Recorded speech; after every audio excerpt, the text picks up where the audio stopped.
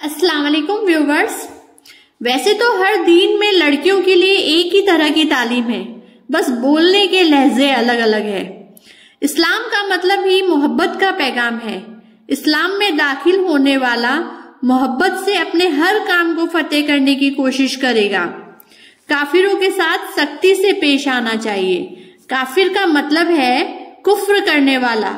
जो इंसान अल्लाह पाक की आयतों से कुफ्र करता है यानी नाफरमानी करता है, वही काफिर कहलाता है। अल्लाह पाक ने कितने ही नबी इकराम को भेजा ताकि वे हक बातें रखें और लोगों को इस्लाम के अहकाम से बाखबर करें।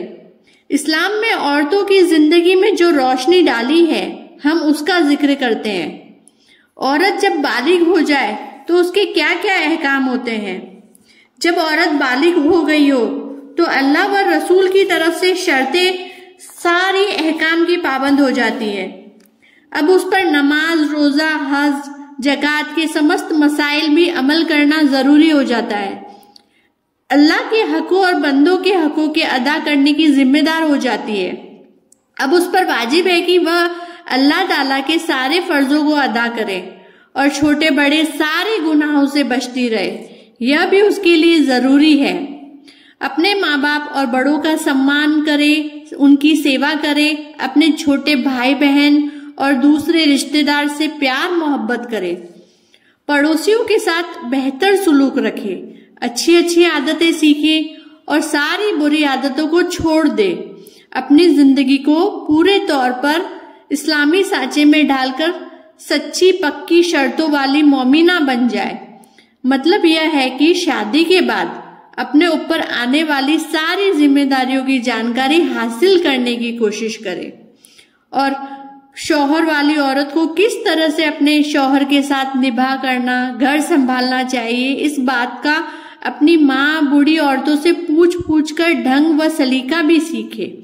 अपने रहन सहन और चाल चलन को इस प्रकार करे सवारे कि शरीयत में कभी गुनहगार न ठहराई जाए और न समाज में कोई ताने मारने की नौबत भी आए। जितनी भी पढ़ी लिखी लड़कियां हैं, वह अपने दीन की पढ़ाई को भी जानने की जरूरत करे, क्योंकि दीन की पढ़ाई के बिना कोई भी हर काम अधूरा है। हर बात हर काम में माँ बाप की अनुमति भी जरूरी समझनी चाहिए। खाने पकाने, सिलाई करने, अपने बदन और अपने कपड़ों को, मकान को, सामान को, हर प्रकार का काम सीख ले। इस तरह कामों का व्यवहारिक आदत डाल ले ताकि शादी के बाद या अपने ससुराल में या नेक नामी के साथ जिंदगी बसर करना सीखे। मायके वालों के घरों की चहेती बनी रहे और प्यारी बनी रहे। धार्मिक किताबों को भी सीखना चाहिए, जैसे सीरत रसूल, कुरान शरीफ, तमहीद, ईमान मिलाद की किताबें, उनको पढ़ना चाहिए ताकि हम कुछ न कुछ सीखने की कोशिश करती रहे। इसी तरह से औरतों के लिए बहुत सारी चीजें रखी गई है। औरत शादी के बाद जब लड़की बालिग हो जाए तो माँ बाप को चाहिए कि जल्द से जल्द अच्छा रिश्ता तलाश करके उसकी शादी कर दे। रिश्ते की तलाश में खास तौर से इस बात का ध्यान रखना चाहिए कि किसी बुरे अकीदे वाले के साथ रिश्ता नहीं हो पाए, बल्कि दीनदार और शर्तों के पाबंद को चुने। दीनदार में कोई तकलीफ नहीं आएगी, क्योंकि दीनदार बंदा अल्लाह पाक से डरता है तो वह तकलीफ नहीं देगा। वह अल्लाह पाक से डरेगा, क्योंकि उस मैदान हशर में हर जवाब देने हैं, तो वो बच्ची को तकलीफ नहीं देगा। इसलिए दीनदार होना बेहद जरूरी होता है। बुखारी व मुस्लिम की हदीस में है कि नबी करीम सल्लल्लाहु अलैहि वसल्लम ने फरमाया कि औरतों से शादी करने में 4 चीजें देखी जाती है। पहला दौलतमंदी, दूसरा खानदानी, तीसरा खूबसूरती, चौथा दीनदारी। लेकिन तुम दीनदारी को इन सब चीजों से ज्यादा प्रमुखता दो। संतान की इच्छा और अपनी जात को बदकारी की नीयत से बचाने के लिए निकाह करना सुन्नत है। लड़की बदकारी के गुनाह में पड़ गई हो तो उसका गुनाह लड़की वालों के सर पे होगा। एक दूसरी हदीस में तो यह भी है, प्यारे आका आप सल्लल्लाहु अलैहि वसल्लम ने इरशाद फरमाया कि अल्लाह ताला ने 3 लोगों की इमदाद अपने जिम्मे कर ली है।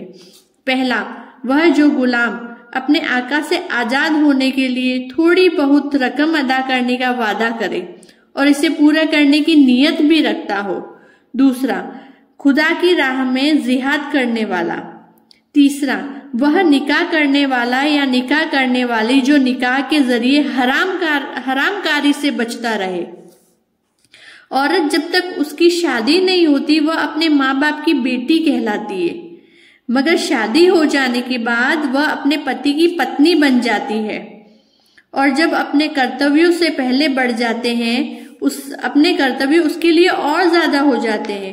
वे सारे अधिकार, वो कर्तव्य बालिग होने के बाद उस पर वाजिब हो जाते हैं। इनके अलावा पति के हकों का बोझ भी उस पर आ जाता है, जिसका अदा करना हर औरत के लिए बहुत ही फरीजा है। इसलिए शर्तों के आदेशानुसार हर औरत पर फर्ज है कि वह अपने पति के हकों को भी अदा करती रहे। इस्लाम में बहुत सारी चीजें सीखने को मिलती है। हम जितना सीखते जाएंगे उतना हमारे इल्म की रोशनी बढ़ती जाएगी। बहुत सारे अधिकार मर्दों को औरत पर और औरत को मर्दों पर दिए हुए हैं और अल्लाह ताला ने कुरान शरीफ में बहुत सारी बातें बताई है। आज के दौर में देखा जाए तो हमारा समाज पिछड़ रहा है, उन चीजों को, उन बातों को सुनता ही नहीं है, समझने की कोशिश नहीं करता। इसलिए मुआशरे में हालात में बिगड़ाव पैदा हो रहे हैं। हमारे जो बुजुर्ग रह गए थे, जिन्होंने हमें जो शिक्षा दी थी, उन हालातों को मानते ही नहीं है। इसलिए समाज में एक बिगड़ाव पैदा होता जा रहा है।